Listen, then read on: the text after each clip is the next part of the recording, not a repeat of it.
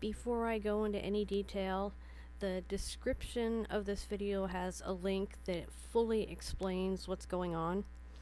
So, I'm in Southern California. I'm a client of Kaiser Permanente. I'll just go out there and say that. And currently their mental health workers are on strike. So I was going to see my therapist, Laura, on Friday, but I got a call that it was canceled because of the strike, and I was asked if I want to see another therapist, if I wanted to switch providers, and no. I told her I have a rapport with Laura, I'm comfortable with Laura, I don't want to start over with a stranger. And the lady was like, okay, I understand. And I'm like, are you going to contact me when the strike is over so that, I can schedule again? And she's like, oh yeah, sure, absolutely. So that's where it is. So whenever Laura is back at work, I will be seeing her again. But for right now, I'm not seeing my therapist. So, and I'm okay with it. I'm in an okay place. I'm not in danger. But I refuse to cross that picket line and see a stranger. But if you are a Kaiser customer in Southern California too, and if you are in a dire mental health situation, go ahead and do it. Save your life. Okay, save your life. That's the priority.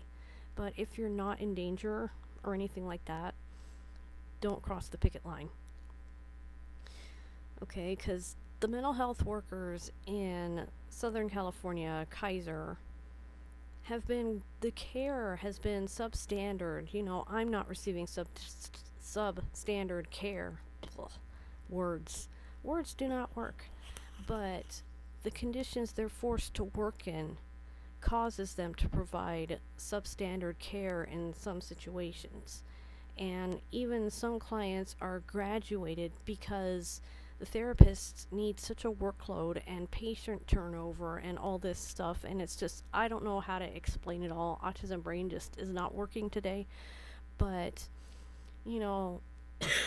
excuse me, I've noticed a few times in session that Laura would be eating, and I'd be like, having lunch, huh? And I'd make a comment and I'd make a joke about it, but it turns out they're not getting really enough time to eat lunch. They're not getting time to go to the bathroom.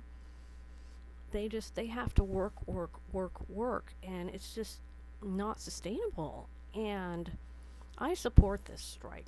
I fully support it. And so I'm not going to see anybody except Laura. So whenever that is, it could be next year. I don't know, but I'm going to wait for her because she's really good. I really like her, and I hope she does return.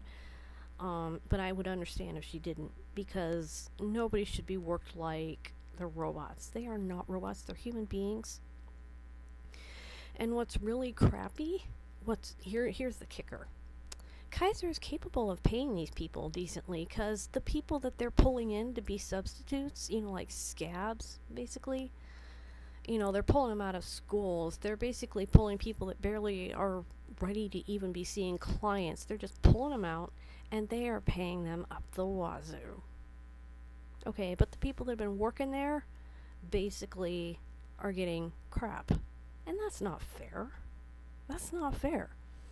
So, anyway, Kaiser Permanente in Southern California, the mental health workers are on strike. So, if you get a call that says your therapist is on strike and you're not in a dire situation, your mental health care person, whoever it is, therapist, psychiatrist, psychologist, whoever, addiction specialist, whoever, do not accept another, mental health worker to work with you. Stay with who you've got. Don't cross the picket line. Unless you're in dire need and you are dangerously close to harming or killing yourself, see somebody, okay? Talk to somebody, save your life. But in all other situations, if it's not life and death, don't cross the picket line, okay? So this is our future. And Kaiser, what the fuck?